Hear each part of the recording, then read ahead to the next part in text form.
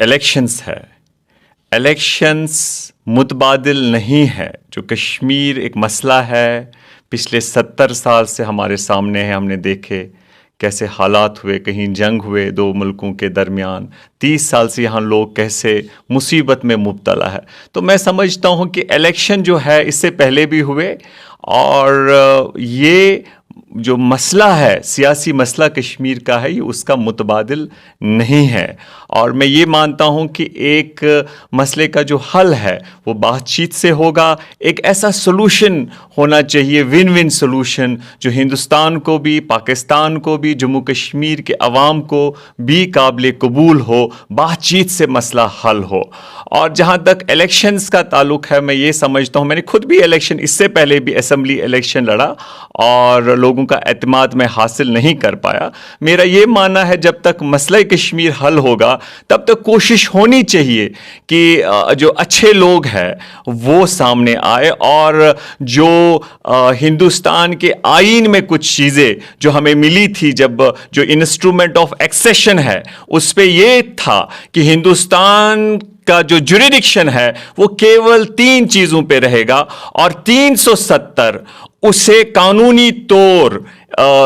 Recognise کرتا تھا، اسے مانیتا دیتا تھا. اور جس طریقے سے انہوں نے 5 اگست کو جو ہمارے پاس واقعی انہوں نے، ہم سمجھتے وہ ایک ڈاکہ تھا، غیر جمہوری، غیر آئینی طریقے سے انہوں نے ہم پہ جو ہمارے حقوق تھے وہ چھین لیے. اور میں سمجھتا ہوں جب تک مسئلہ حل ہوگا تب تک ان جو وہ رائٹس ہے انہیں ہمیں پروٹیکٹ کرنا ہوگا. جو انہوں نے چھینا انہیں واپس لینا ہوگا، جو ایروجنس ہوئے ہیں انہیں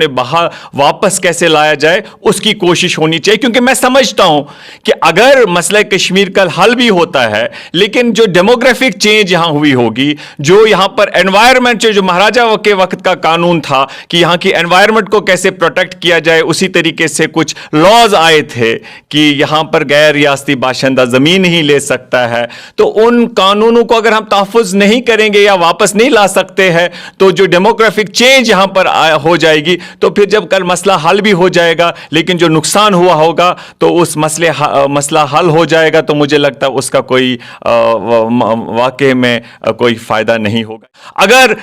جب 1965 میں یہاں پر پرائم منسٹر پوسٹ ختم کیا گیا، یہاں پر صدر ریاست ختم کیا گیا، اگر لوگوں نے تب ان چنے ہوئے لوگوں کو جواب دہ بنایا ہوتا تو شاید آج جو حالات ہے یہ ہمارے سامنے نہیں ہوتے. آپ نے دیکھا پارلیمنٹ میں امت شاہ جی کہتے ہیں جموں کشمیر میں رائٹ ٹو ایجوکیشن نہیں ہے، وہاں پر رائٹ ٹو انفارمیشن جو آپ RTI کہتے ہیں وہ نہیں ہے، وہاں پر بھرشٹاچار جو کرپشن کے خلاف قانون ہے، پریونشن آف کرپشن ایکٹ، وہ نہیں ہے. کاش ہمارے جو الیکٹڈ MPs وہاں پر تھے، امت شاہ پھر بھی یہ کرتا، لیکن ان کا جو وہ جھوٹ تھا، ان کو وہ کوشش کرنی تھی، ان کو بتانا تھا کہ آپ جھوٹ بولتے، وہاں RTI بھی ہے، وہاں پریونشن آف کرپشن ایکٹ بھی ہے، وہاں رائٹ ٹو ایجوکیشن بھی ہے. تو کہنے کا مطلب مجھے یہ ہے کہ اچھے لوگ اگر سامنے آئیں گے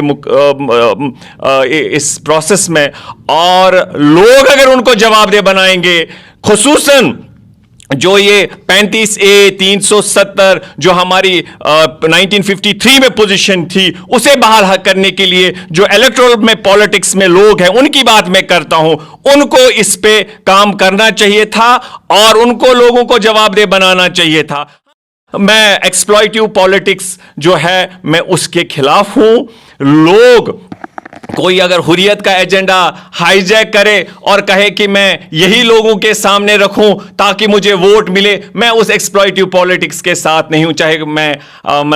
کہیں پر الیکٹرل پروسیس میں اگر ہوں، مجھے ڈیفیٹ بھی ہو، میں اس ایکسپلائٹیو پالیٹکس پہ یقین نہیں رکھتا ہوں. مجھے لگتا ہے اسی چیز نے ہمیں ابھی تک اس نتیجے پہ پہنچا ہے. میں مانتا ہوں کہ جو الیکٹرل پالیٹکس میں ان کو چاہیے کہ جو جیسے 370 35A جو ہمارے پاس پروٹیکشنز تھی ان کو تحفظات اور واپس کیسے لایا جائے، اور وہ کہہ سکتے ہیں مسئلہ ہے، مسئلے کا حل کریے. لیکن اگر وہ جو حریت کانفرنس یا باقی لوگوں کا جو ایجنڈا ہے اسے اڈاپٹ کر کے لوگوں کے سینٹیمنٹس کو کیسے ایکسپلائٹ کیا جائے صرف اس غرض سے کہ ووٹ ملے، इलेक्शन में आके वो उस एजेंडा को सामने रखे, मैं उसे एक्सप्लॉइटिव पॉलिटिक्स मानता हूं। एक और आप इलेक्शन भी लड़े, दूसरे और वही बात करे जो आप बाकी लोग जो जैसे ऑल पार्टी हुर्रियत कॉन्फ्रेंस या बाकी लोग हैं उनकी बात करें। अरे वो तो कहते जो इलेक्शन में है वो तो मसले कश्मीर में रुकावट है। अगर आप फिर इलेक्शन में आते हैं तो फिर वही हुर्रियत वाली बात क्यों आप करते? सो आई बिलीव कि जो इलेक्टोरल पॉलिटिक्स में है, मैं ये भी मानता हूं कि टिल रेजोल्यूशन ऑफ कश्मीर हम इन चीजों से अफोर्ड नहीं कर सकते, हम दूर रह सकते। अगर ऐसा होता कि सारे लोग राइट टू वोट भी है, राइट टू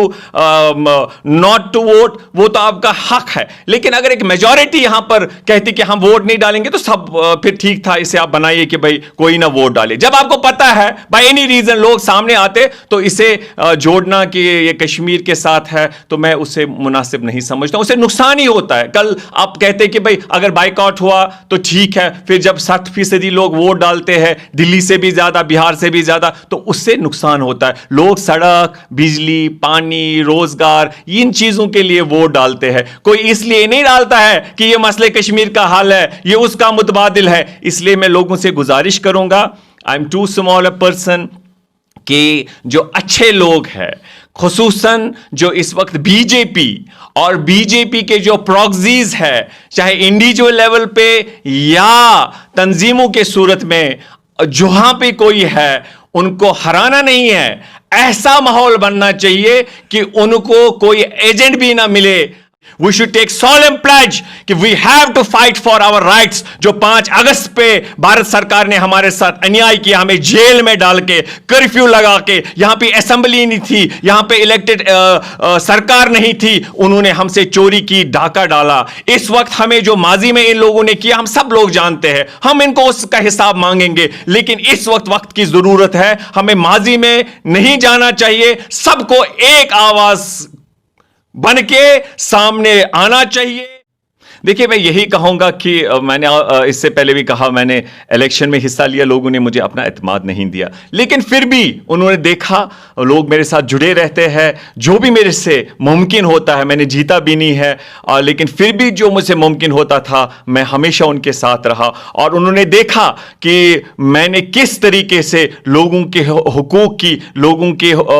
की बात की, जो हमारे साथ अन्याय हुआ उस पर किस तरीके से मैंने आगे बात रखी। तो मुझे यकीन है कि अगर आज मुझे लोग मौका देते हैं, डेवलपमेंट के हवाले से भी अगर मैं देखता हूं संग्रामा का, जैसे हाईगाम, तारजुआ, वागुब, क्रांगशून, ये एरिया, सीर,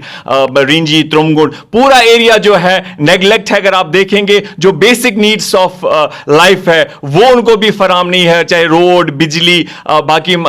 पानी के हवाले से जो मसले मसाइल है बिल्कुल बेचारे नेगलेक्ट हुए हैं। और मैं समझता हूं कि इंशाल्लाह अगर मुझे उन्हें मौका दिया, अगर उनको लगता है कि ये बाकी लोगों से इसमें सलाहियत है, मैं ये उनको कोई वो नहीं दिखाऊंगा, जो ख्वाब, झूठे वादे नहीं करूंगा, लेकिन मैं एक वादा उनसे कर सकता हूं कि अगर आपने मुझे अपना एतमाद दिया, आप देखेंगे और आप कहेंगे कि हमारा फैसला सही था, हमने सही आदमी को आगे भेजा उनकी खिदमत करने के लिए, खाली वो मौका दे दे। और मुझे यकीन है कि वो इस बात को उनको एहसास होगा कि अगर इसको मौका दिया जाएगा, बाकियों के मुकाबले में वो भी अच्छे हैं, लेकिन बाकियों के मुकाबले में शायद ये सही तर्जुमानी, सही खिदमत ईमानदारी के साथ लोगों की करेगा।